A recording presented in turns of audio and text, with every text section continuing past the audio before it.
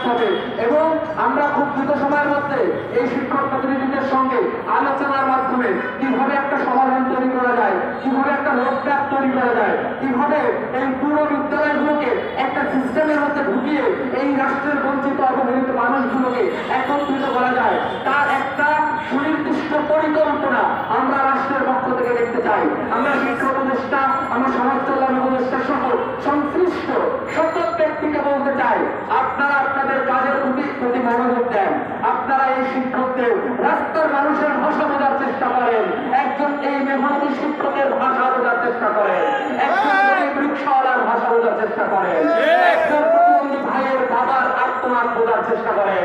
আপনারা যদি এই স্পিড ধারণ করতে না পারেন, আপনাদের চেয়ারে থাকার কোনো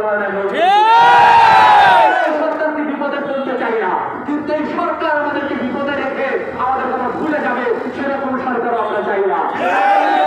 যারা রাজনীতি করতে চান, যারা এখনই ক্ষমতায় যাওয়ার জন্য বিভিন্ন ধরনের ফন্দি করছেন, যারা বিভিন্ন জায়গায় চাঁদাবাজি করছেন, তাদেরকে বলতে চাই, ক্ষমতার মূল উৎস, ক্ষমতার মূল কেন্দ্রবিন্দু হচ্ছে জনগণ। তাদের কাছে ফিরে যান, জনমানুষের ভাষা বলার চেষ্টা করেন। সেই সমস্ত মেধাবী মানুষরা রাস্তায় দাঁড়িয়ে দিনের পর দিন তাদের অন্যায় অবিচার লাঞ্ছনার কথা বলছে, তাদের ভাষা বলার চেষ্টা করেন। জনগণই আপনাদেরকে ক্ষমতায় শিক্ষক বান্ধব বাংলাদেশ, শিক্ষা প্রতিষ্ঠান বান্ধব বাংলাদেশ, বাসস্থান নিশ্চিত করা বাংলাদেশ। বাংলাদেশে যারা এই প্রতিশ্রুতি দিবে, যে শিক্ষার পাশে দাঁড়াবে, যারা শিক্ষকদের পাশে দাঁড়াবে, যারা মানুষের খাদ্য চিকিৎসার মৌলিক অধিকারগুলো নিশ্চিত করবে, তারাই আমাদের বাংলাদেশে রাজনীতি করতে পারবে, আমাদের ক্ষমতা নিতে পারবে। যারা এই আমাদের কথা ভুলে গিয়ে নিজেরা বেগম করে বাড়ি করবে, যারা বসুন্ধরায় ফ্ল্যাট কিনবে, যারা বড় বড় কোম্পানির মালিক হবে, তারা বাংলাদেশে আমরা তাদেরকে দেখতে চাই না। যারা মৌলিক অধিকার, শিক্ষা এবং খাদ্য, এই দুইটা বিষয় অন্তত আমাদের চিকিৎসা, এই তিনটা বিষয় অন্তত আমাদের সাথে যারা বেইমানি করবে না, আমরা তাদের পাশে দাঁড়াবো, আমরা তাদেরকে নিয়ে গিয়ে চলবো।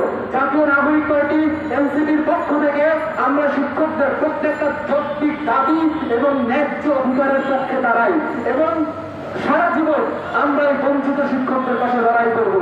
তাতে যদি কোনো ক্ষমতার অংশ আমাদেরকে অসম্মান করে, আমাদের বিরোধিতাও করে, আমাদেরকে ক্ষমতায় যেতে দিতে নাও চায়, তারপরেও আমরা এই আগামীর বাংলাদেশে এই বঞ্চিত শিক্ষকদের পাশে থাকবো, তাদের ন্যায্য অধিকার নিয়ে বলবো, তাদের পাশে আমরা থাকবো। তাতে যদি আমরা ক্ষমতায় নাও যাই, আমরা রাজপথে থেকে এই মানুষের সাথে লড়াই করবো ইনশাআল্লাহ। আমাদের দাবি, আমাদের দাবি মানতে হবে, মানতে হবে, দাবি, আমাদের দাবি মানতে হবে, মানতে হবে। দাবি একটাই, বৈষম্যের দায় শান্ত ভাইয়ের বাংলায়, বৈষম্যের দায় নাই, শান্ত ভাইয়ের বাংলায়, বৈষম্যের দায় নাই। শান্তভাবে ভাই, শান্ত ভাই একটু ভয় থেকে কাজ হচ্ছে। আমরা কিছু মানতে হবে, মানতে হবে, আমাদের দাবি, আমাদের দাবি মানতে হবে, মানতে হবে।